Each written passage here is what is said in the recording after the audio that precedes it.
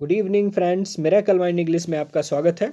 हम इंजॉय कर रहे हैं हमारा सेशन 10 का डोज लगेगा रोज़, और इसमें हम 10 नए वोकैब्स रोज़ सीखते हैं जो आपके हर तरीके के एग्ज़ाम के लिए इम्पॉर्टेंट होते हैं। सो ये जो सेशन है वो 6 to 7 अपलोड हो रहा है, तो ये आगे भी 6 to 7 PM अपलोड होता रहेगा। सो आप इनको लिखते जाइएगा, याद करते जाइएगा कि वोकेबलरी आपके लिए बहुत इंपॉर्टेंट है। इंग्लिश सीखने में सबसे इम्पॉर्टेंट जो काम है वो वोकेबलरी का ही होता है। चलते हैं हमारे सेशन पे और लेते हैं आज का पहला वोकैब। और हमारा आज का पहला वोकैब है आर्डुअस। ARDUOUS। आर्डुअस एक एडजेक्टिव होता है एंड इट मीन्स हार्ड या डिफ़िकल्ट या बर्डनसम। इसके सिनोनिम है हार्ड, डिफ़िकल्ट, बर्डनसम। इसका मतलब होता है हिंदी में कठिन या दुष्कर। जब कोई भी काम बहुत ही कठिन होता है, दुष्कर होता है, बर्डनसम होता है, तो वहाँ पे यूज करते हैं आर्डुअस।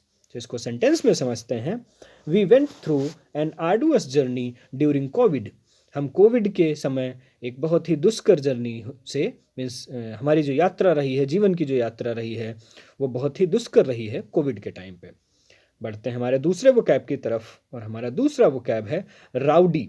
बड़ा ही फेमिलियर है, राउडी राठौर नाम की एक मूवी आई थी। ये जो वर्ड है राउडी, ये एडजेक्टिव होता है एंड इट मीन्स अनरूली, जिसका कोई नियम ना हो, जिसका कोई कानून ना हो। मिसचीवियस दूसरा सिनोनिम हो सकता है, या हुलिगैन, गुंडा, मवाली, उपद्रवी, हिंदी में बोलते हैं इसको उपद्रवी, जिसका कोई रूल ही ना हो। इसको सेंटेंस में समझते हैं। It was a rowdy but good नेचर्ड crowd. वह एक राउडी मीन्स उपद्रवी, लेकिन गुड नेचर्ड, नेचर में अच्छी भीड़ थी। आगे बढ़ेंगे और अगला वोकैब लेंगे, और हमारा अगला वोकैब है एप्रीहेंड। एप्रीहेंड वर्ब होता है और इसके दो मतलब होते हैं। पहला मीनिंग होता है अरेस्ट या कैच, मीन्स गिरफ्तार करना, पकड़ लेना।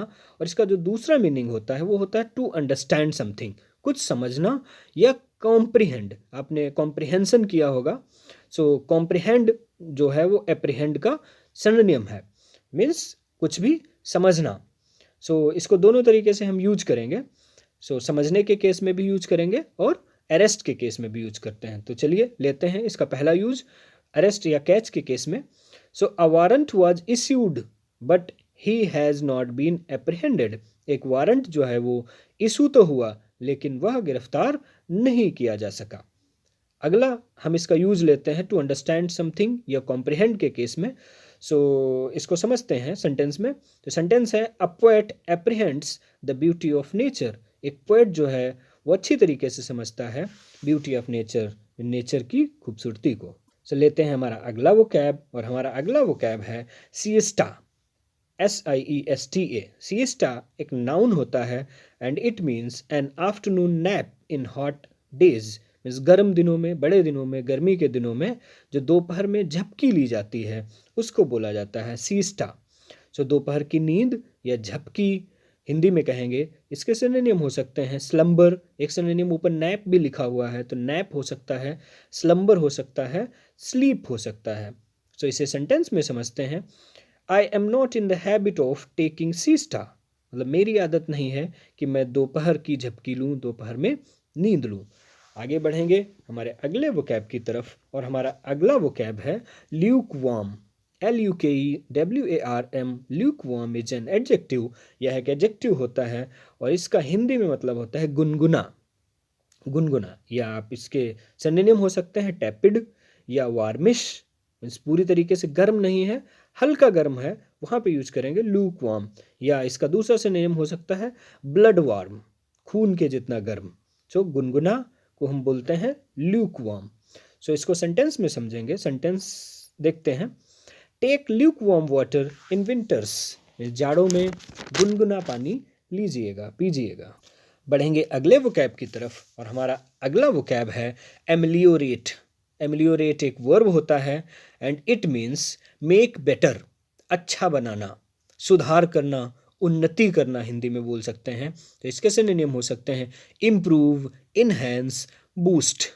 मीन्स सुधार करना, उन्नति करना, अच्छा बनाने के लिए यूज करेंगे एमिलियोरेट। इसको सेंटेंस में समझते हैं। These reforms will ameliorate living standards.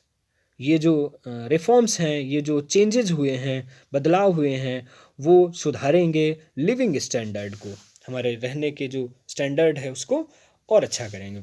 आगे बढ़ते हैं, लेते हैं अगला वो कैब, और हमारा अगला वो कैब है मेक शिफ्ट।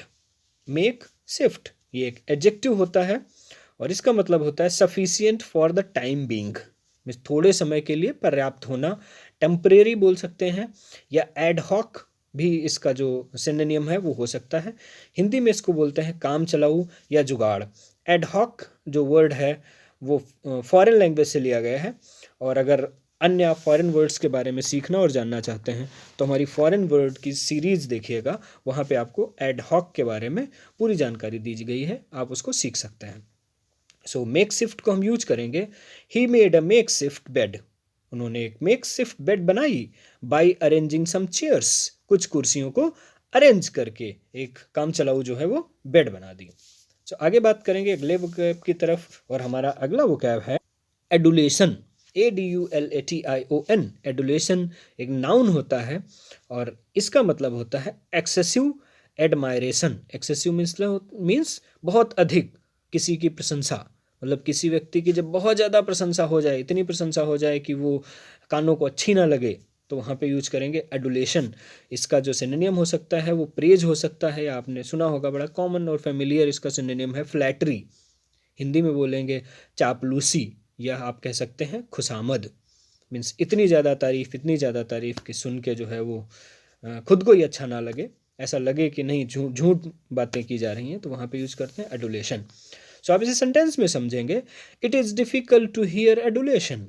एडुलेशन में चापलूसी या खुशामद को सुनना थोड़ा सा मुश्किल होता है।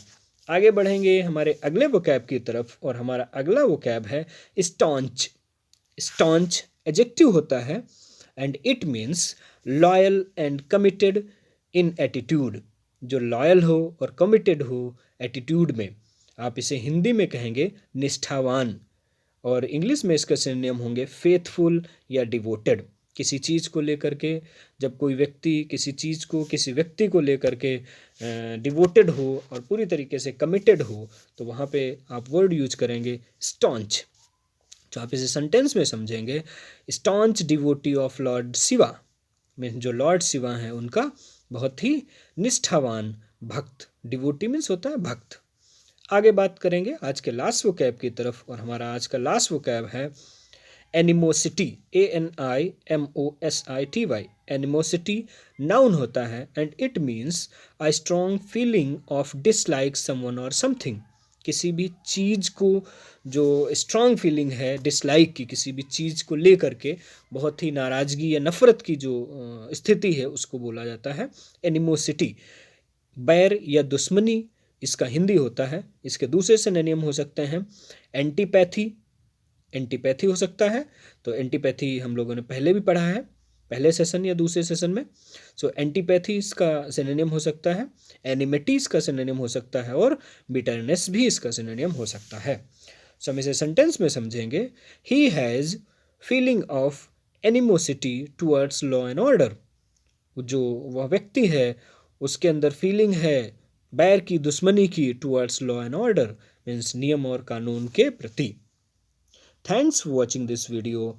हमारे साथ जुड़े रहिए और सीखते रहिए नए वोकैब्स रोज़।